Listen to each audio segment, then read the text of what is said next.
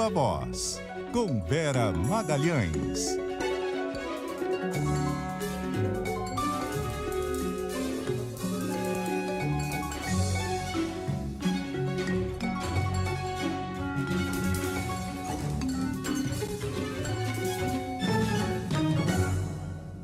Viva Voz, Vera Magalhães, tudo bem? Boa noite para você, Vera Magalhães. Do meu lado aqui hoje, o Viva Voz é especial.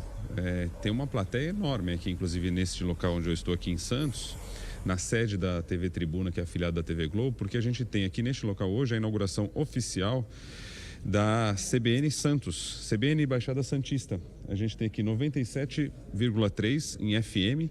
Isso significa, Vera Magalhães, que teremos mais gente a partir de agora, porque tem essa inauguração oficial, ouvindo o Viva Voz. Essa turma toda aqui da Baixada Santista de Santos, no Viva Voz também. Isso é muito lindo e a gente fica muito feliz e agradecido, não é? Boa noite. Boa noite, Bocardi, bem-vindo de volta num dia tão especial e num local tão especial. Boa noite, Carol. E uma saudação especial à nossa afiliada da Baixada Santista. Eu tenho ligações aí afetivas com a Baixada, porque tenho casa desde 89 em Itanhaém e minha família é toda santista. Eu não sou São Paulina, mas a família é toda santista, está até com a cabeça gorda aqui com o jogo de ontem. Então, saudações ali solidárias aos nossos ouvintes da Baixada. Boa noite, legal.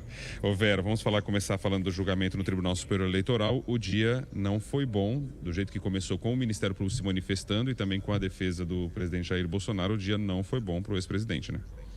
Não foi, Bocardi, foi uma espécie de um prenúncio de uma semana bastante complicada, né, na semana que vem, porque nada se decidiu, não houve nem sequer ainda o voto do ministro Benedito Gonçalves, mas o relatório que ele leu, as alegações do Ministério Público e também do advogado do PDT, que é o autor da ação, tudo isso encadeia uma situação bastante ruim para o presidente. Por seu lado, a defesa fez ali uma série de alegações que já foram refutadas em preliminares pelo TSE, não trouxe nenhum argumento novo capaz de mudar o placar que a gente colhe quando conversa reservadamente com ministros.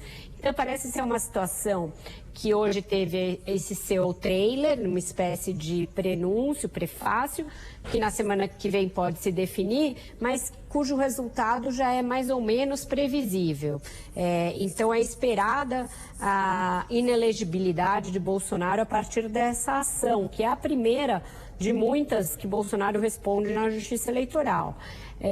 Ele é acusado, como a gente lembra, de abuso de poder político e econômico por conta daquela reunião realizada no ano passado com embaixadores, na qual ele usou um PowerPoint, usou vídeos e fez várias acusações sem fundamento ao processo eletrônico de votação, usando para isso estrutura do governo, transmissão na TV oficial e outros artifícios que, no entendimento do Ministério Público e também do relator, pelo que ele deu a entender na leitura do seu relatório, configuram esses abusos, configuram abuso de poder político e econômico. Então, é algo como se a gente já soubesse mais ou menos o encadeamento, restando a dúvida de qual vai ser o placar e se o ministro Cássio Nunes Marques vai ou não fazer aquilo para que ele está sendo muito pressionado pelos bolsonaristas, que é pedir vistas na semana que vem. Então, na terça abre com a leitura do voto do ministro Benedito,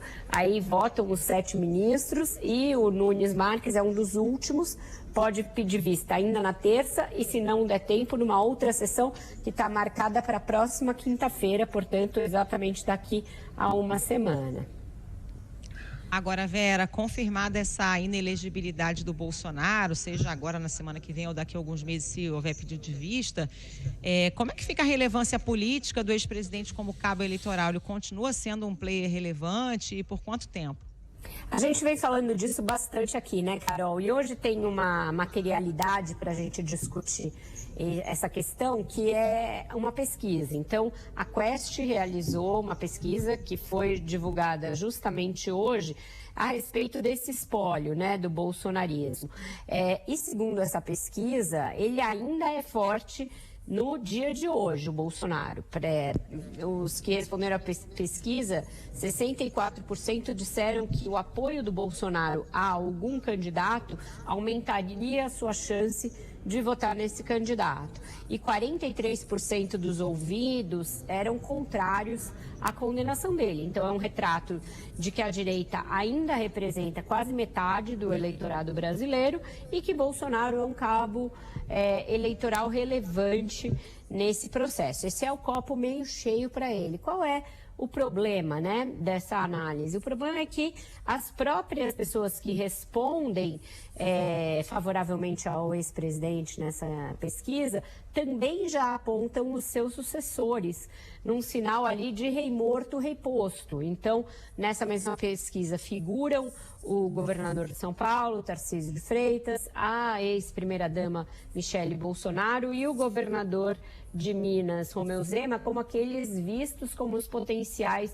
herdeiros de Bolsonaro. Então, é uma pesquisa que mostra que hoje ele é relevante, mas a gente tem já algumas demonstrações na política brasileira de que, se ele for tirado de cena mesmo hoje, tanto tempo antes da eleição, esse cacife tende a se desgastar, porque quem é de direita já se assumiu como tal, saiu do armário desde 2018 pelo menos, e já vai buscar no espectro político aqueles nomes que atendam a esses requisitos de ser de direita, de ser conservador, de ser liberal na economia.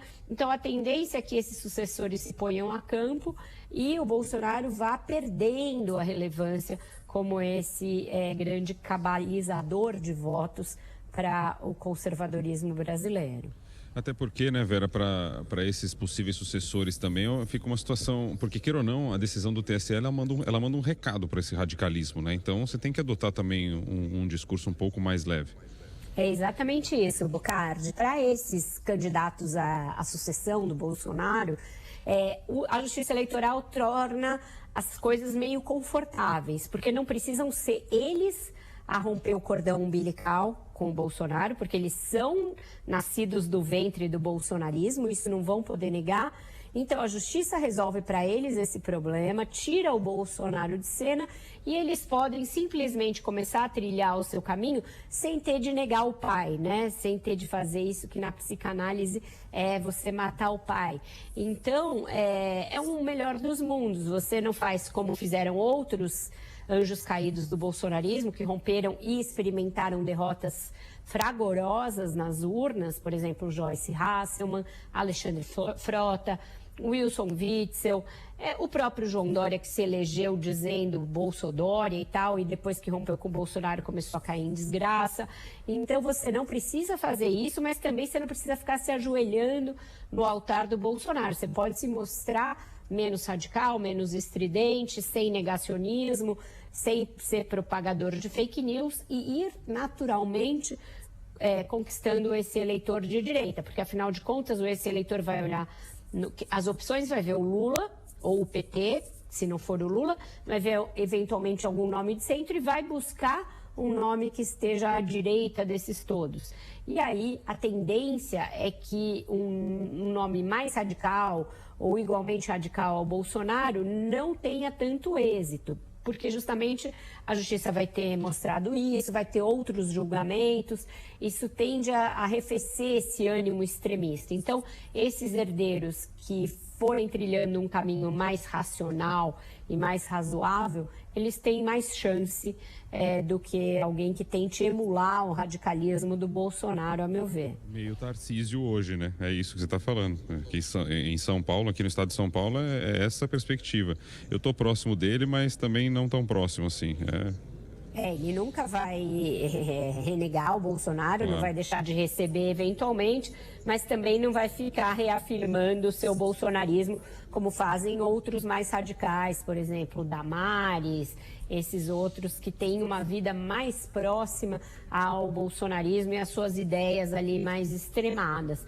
Ele vai procurar fazer o caminho dele de que forma, né? Pelo que eu ouço dos apoiadores do governador de São Paulo, se mostrando diferente do Lula, principalmente na condução da economia. Então, a gente já tem estudos abertos em São Paulo, por exemplo, para várias privatizações, entre elas a privatização da Sabesp. Ele gostou daquela simbologia dele batendo o martelo em leilões de concessões de estradas, quando ele era ministro da infraestrutura e de outros equipamentos de infraestrutura. Então, essa coisa do Tarcísio privatizador vai ser um contraponto que ele vai apresentar em relação ao Lula, que disse textualmente, seguidas vezes, que no governo dele ele não vai privatizar nada. Então ele conta que isso dê a São Paulo um resultado de crescimento superior à média do Brasil, para que ele diga, olha, este caminho, o caminho liberal da economia, é o caminho correto e não o estatismo ou intervencionismo. Então esse é o discurso pelo qual o Tarcísio quer se apresentar a esse eleitor de direita, sem precisar negar vacina ou dizer que as urnas eletrônicas são passíveis de fraude, ou seja, do ponto de vista eleitoral, é uma direita um tanto mais sofisticada, que vai exigir também uma mudança de estratégia por parte da esquerda. Só aquela polarização com o Bolsonaro, que é alguém tosco, não vai mais suprir o que a esquerda vai precisar fazer daqui até 2026. Vera, falando dos atos golpistas de 8 de janeiro, o general Gonçalves Dias prestou depoimento à CPI que investiga esse episódio na Câmara Legislativa do Distrito Federal. E ali nesse depoimento ele admitiu que houve alteração de documentos que foram enviados ao Congresso Nacional, né? Isso pode complicar a situação do general G. Dias?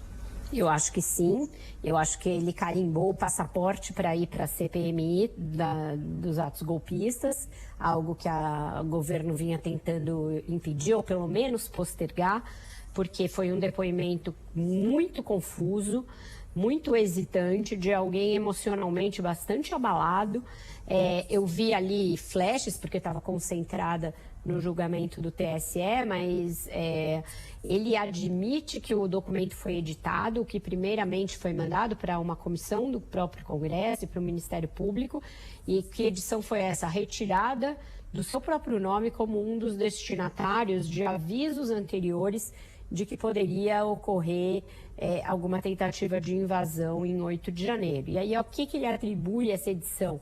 Ele diz que ele recebeu por vias não oficiais, que ele recebeu pelo seu WhatsApp pessoal e que isso, portanto, não poderia ser considerado um aviso formal, mas foi confuso, foi contraditório, não convenceu os deputados distritais e deu a entender ali aquilo que já se imaginava, falta de comando, porque ele foi questionado sobre por que não demitiu todo o contingente de militares que ele encontrou no GSI quando assumiu. Ele disse que não é possível fazer isso de uma vez e que estava ali às voltas com isso, etc. E essa admissão é uma coisa grave. É difícil ele se esquivar só dizendo que ele usava o seu celular pessoal e que o WhatsApp também era pessoal, porque se ele recebeu aquilo, ele tinha que, no mínimo, dizer, olha, me informem pelas vias oficiais e aí mandar a que isso chegasse, porque um pedido de informação de órgãos importantes, como uma comissão do Congresso e o Ministério Público, não pode conter omissões de tamanha magnitude. Então, acho que ele se complicou bastante e carimbou a sua ida a outra CPI lá no Congresso, e isso não vai poder ser lá para o final, como pretendia a senadora Elisiane Gama. Eu acho que a pressão para que ele vá o mais brevemente possível vai crescer muito depois desse depoimento para a CPI da Câmara Distrital do DF. Vamos falar sobre Copom, essa decisão agora, nesse meio do ano, com todo mundo esperando pelo menos uma quedinha, ficou apertado aí para o Campos Neto agora, o presidente do Banco Central, hein, Vera? Uma reação muito grande, e aí o Lula acertou ao dizer, olha, ele não está sendo mais criticado eu não estou brigando com ele, não é o presidente da República que está brigando com o presidente do Banco Central, são os empresários, são os comerciantes, são os parlamentares, é toda a população. E é verdade, esse coro cresceu muito desde que ele foi entoado lá no início do governo pelo Lula e pelo PT, no momento em que a inflação ainda estava alta, em que havia muita incerteza quanto à capacidade do governo de se mostrar fiscalmente responsável, o dólar estava alto, então havia ali elementos fáticos, elementos concretos que justificavam, do ponto de vista técnico, aquela cautela do Copom em não baixar os juros, principalmente o seu mandato principal, que é a inflação. Então a inflação, o núcleo da inflação ainda estava muito resistente. de abril para cá, esse quadro vem mudando, a inflação vem cedendo, a gente não tem mais, de fato, inflação de demanda. A inflação de alimentos, que era uma das que mais pressionavam os índices para cima, ela vem cedendo também, em razão aí da super safra de grãos e de commodities e etc. Então, e a gente vê o dólar caindo, tem elementos, as previsões para o PIB subindo, tem elementos que já poderiam, segundo economistas de diversos matizes, e a gente saiu só daquele campo da crítica do PT, para pelo menos que o Banco Central indicasse o início da queda a partir de agosto. Como não havia nenhum indicativo na ata anterior, não eram muitos os que imaginavam uma queda agora. Mas a indicação clara de uma queda em agosto, essa era a expectativa generalizada. E não veio. Então, veio crítica do Haddad, o Haddad muito impaciente, ele que vinha tentando fazer ali o equilíbrio entre as cobranças do governo e uma relação melhor com o presidente do Banco Central, perdeu a paciência nessa quinta-feira, diz que é injustificável essa decisão e que ela pode contratar muitos problemas futuros para o país e para o próprio Banco Central. E ele também criticou o tom do comunicado, que realmente, quando você vai ler na sua íntegra, é um comunicado muito confuso, porque ele fica nesse muro entre dizer que algumas coisas melhoraram, mas que ainda é necessário cautela e parcimônia, etc. E tem muito pouca transparência sobre quais serão os passos de política monetária daqui para frente. E isso é muito grave, porque aí você pode ter uma falta de uma desancoragem aí de expectativas por parte do mercado que prejudique esse bom momento que a economia brasileira vem atravessando. Era muito melhor se ele dissesse, olha, é este o fator de preocupação pelo qual a gente ainda não vai indicar uma queda dos juros, ou a gente indicará uma queda dos juros se tal e tal coisa acontecerem, mas não tem nada com essa concretude, é um comunicado muito vago e ele pode passar até a ideia, e a meu ver essa ideia existe em setores ali do Banco Central, de uma certa ranhetice, de que eles estão aferrados numa posição, a gente fez tudo certo até agora e não vai ceder agora. Eu cheguei a ouvir isso de fontes lá de dentro. E isso é muito ruim se for dessa maneira, porque aí você deixa de ter uma autoridade monetária que se guia e se pauta por questões técnicas e passa a ter alguém que está aferrado às próprias posições e, portanto, na base da teimosia, querendo provar quem está certo. E isso não é papel de Banco Central nem aqui, nem na China. Aliás, Vera, o podcast 2+1 de hoje trata justamente dessa decisão do Copom, também de reforma tributária. Quem é o convidado de hoje? Pois é, Carol, o tema principal era a tributária, mas a questão do Copom acabou se impondo, porque a gente recebeu o presidente da Confederação Nacional da Indústria, Robson Andrade, que está muito otimista em relação à possibilidade de aprovação da reforma tributária. A gente vem tratando desse otimismo aqui, mas que fez duras críticas à decisão do Copom. Ele é mineiro, mas não foi mineiro na maneira como tratou o assunto com a gente no podcast, dizendo que o BC errou e errou gravemente, errou feio, que deveria ter pelo menos indicado a queda agora, que ele acha que dava para baixar, como o Bocardi disse, havia expectativa em setores da economia de que já pudesse baixar agora, mas que pelo menos indicar a queda a partir de agosto. Então fez duras críticas e o empresariado no início do governo não estava assim nessa posição contra o BC e contra o Roberto Campos Neto. Então o presidente do BC vai também perdendo o cacife que ele tinha. E se isso chegar aos senadores, aí a gente pode começar a ver uma mudança de uma maré que hoje é amplamente favorável à manutenção da autonomia do Banco Central. Porque tem isso, quando você erra na dosagem do remédio, você também prejudica aquilo que você mais quer zelar. O que o Roberto Campos Neto diz que mais pretende zelar é pela autonomia do BC, mostrar que ela foi um acerto e que ela se justifica. Agora, se o BC ficar descolado do resto da percepção econômica e da expectativa econômica, os detratores dessa autonomia vão ficar no ouvido dos senadores. O próprio Lula fez isso hoje, falou, os senadores erraram com essa questão da autonomia, eu tenho falado para eles que eles erraram. Se a economia melhora, se a popularidade do presidente melhora, se ele aprova a reforma tributária e ganha ali alguns pontos com o Congresso, esse discurso de que a autonomia está sendo ruim para o país pode ganhar espaço num Congresso que hoje ainda é majoritariamente pró-autonomia. Então é bom o BC também calibrar suas antenas para esse tipo de risco que ele passa a correr se ficar ali numa posição de teimosia e aferrado a uma posição que já não se justifica tanto pelos indicadores. Para aqueles que não vão naquela tecnicidade profunda do Banco Central, mas que acompanha de longe e vê o desempenho da economia com sinais positivos, né, de inflação em queda e outros indicadores, como você mesmo falou aí mais cedo, a questão do dólar um pouco mais baixo e tudo mais, realmente as pessoas ficam sem entender, porque antes esse era o argumento, e a gente teve a manutenção da taxa por quantos meses sem uma sinalização de melhora na economia, e agora a gente passou a ter essa sinalização, e a taxa não vai no mesmo sentimento, no mesmo pensamento. Então, se é isso, deveria ter tido um aumento antes, então, quando a situação não estava boa, ou não é?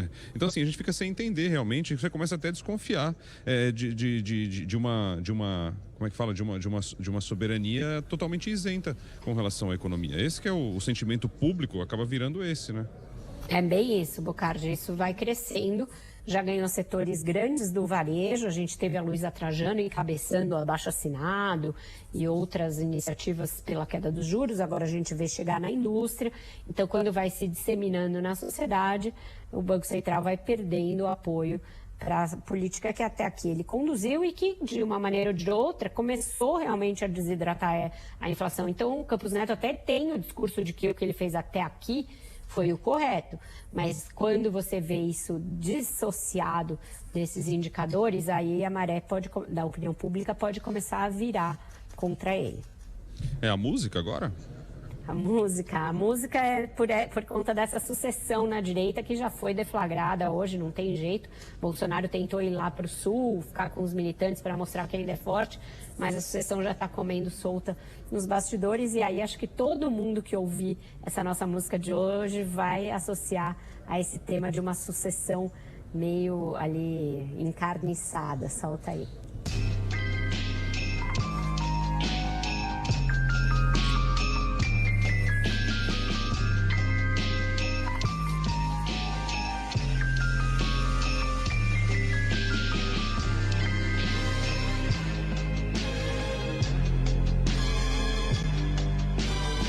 Sinistra essa sucessão. Succession.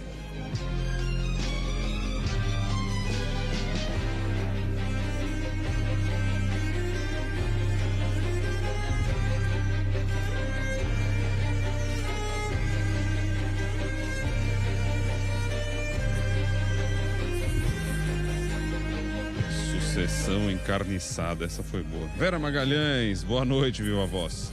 Boa noite, boa estada aí em Santos e boa volta, Bocardi. Até amanhã. Valeu. Beijo, Vera. Tchau, Carol.